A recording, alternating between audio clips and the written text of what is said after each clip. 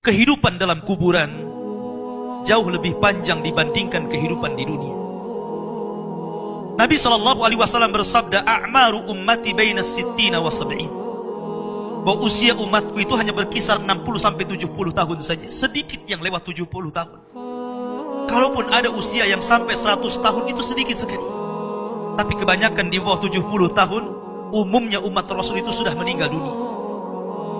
Tetapi ketika orang masuk ke dalam kuburan, usia dia di kuburan sampai kiamat ditegakkan itu panjang sekali. Anda bisa bayangkan, orang yang meninggal sejak zaman Nabi Adam sampai hari ini kiamat tidak dibangkit-bangkitkan, menunjukkan bahwa kehidupan kuburan jauh lebih panjang dibandingkan kehidupan dunia. Dari sinilah maka wajar seorang mukmin harus takut dengan kehidupan kuburan. Ma'asyiral muslimin yang dimuliakan Allah Azza wa Jalla. Tetapi para ulama mengatakan, apakah orang yang mendapatkan azab kubur itu munqati atau mustamir, terus menerus ataukah terputus? Kata para ulama, azab kubur itu hanya terputus dengan tiupan sangkakala Israfil.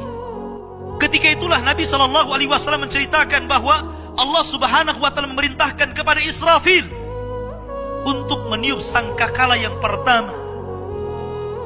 Disinilah azab kubur terputus. Karena ketika itu seluruh orang mati, baik orang yang ada di atas bumi atau yang ada di bawah bumi, baik kalangan jin, baik malaikat, kecuali makhluk-makhluk yang Allah kehendaki saja, semua hancur. Dan Abu Hurairah radhiyallahu anhu menceritakan kehancuran bumi setelah tiupan sangkakala itu adalah 40. Bisa 40 hari, bisa 40 bulan, bisa 40 tahun. Yang jelas Allah hancurkan bumi ini. Allah luapkan lautan ke daratan. Allah jatuhkan bintang. Allah hancurkan gunung sehingga seperti kapas yang dihempas angin. Itulah yang disebut dengan kehancuran alam atau hari kiamat.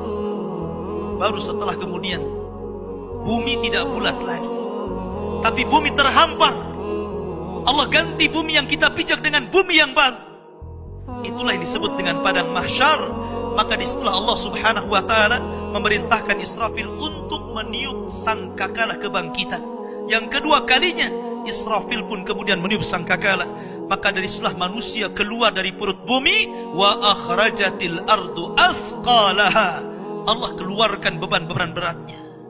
Disitulah orang-orang yang beriman, ketika mereka muncul dari kuburan, maka mereka akan berkumpul dengan keluarganya. Allah mengatakan,